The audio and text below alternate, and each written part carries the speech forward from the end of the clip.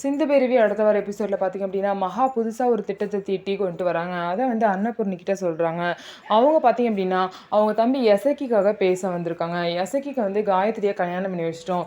இப்போ எசக்கி வந்து உங்கள் மருமகன், அதனால அவனுக்கு ஏதாவது ஒரு பொறுப்பு கொடுங்கக்கா. இப்படியே அவன் வீட்லேயே சும்மா இருந்தால் யாரும் மதிக்க மாட்டாங்களே, அப்போ காயத்ரி ஃபீல் பண்ண மாட்டாளா? இப்போ ஆறுமுகம் மட்டும்தானே தனியாக எல்லா கணக்கு வழக்கையும் பார்த்துக்கிறான். அதில் வந்து எசக்கியும் சேர்த்துக்க சொல்லுங்கள். அவனோட பார்ட்னராக சேர்த்துக்கிட்டா எசக்கிக்கும் எல்லா வேலையும் தெரியும், அவனுக்கும் ஒரு பொறுப்பு வரும்ல, காயத்ரியும் சந்தோஷப்படுவாள். அப்படி இப்படின்னு பேசி தன்னோட தம்பிக்கு பார்த்தீங்கன்னா ஒரு பொறுப்பு கொடுக்கணும் அப்படின்னு சொல்லிட்டு மகா வந்து இந்த மாதிரி வேலையெல்லாம் பண்ணிகிட்டு இருக்காங்க. அப்போ வந்து பார்த்தீங்கன்னா அன்னபூர்ணி அம்மா வந்து ஆறுமுகத்துக்கிட்ட நீ என்னப்பா நினைக்கிறேன்னு சொல்லிட்டு கேட்குறாங்க. உடனே ஆறுமுகம் வந்து இது எதுவாக இருந்தாலும் பரவாயில்ல, உங்கள் முடிவு தான் சொல்லிட்டு அவங்க அம்மா கையிலே ஒப்படைச்சிட்டாங்க.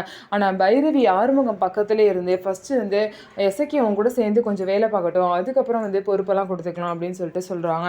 ஆனால் இதெல்லாம் கேட்காம பார்த்தீங்க அப்படின்னா ஆறுமுகம் வந்து சரி நான் பார்ட்னராகவே சேர்த்துக்கிறேன் எசக்கியா அப்படின்னு சொல்லிடுறாங்க. ஸோ இதுக்கப்புறம் எசக்கியோட ஆட்டம் வந்து பயங்கரமாக இருக்க போகுது.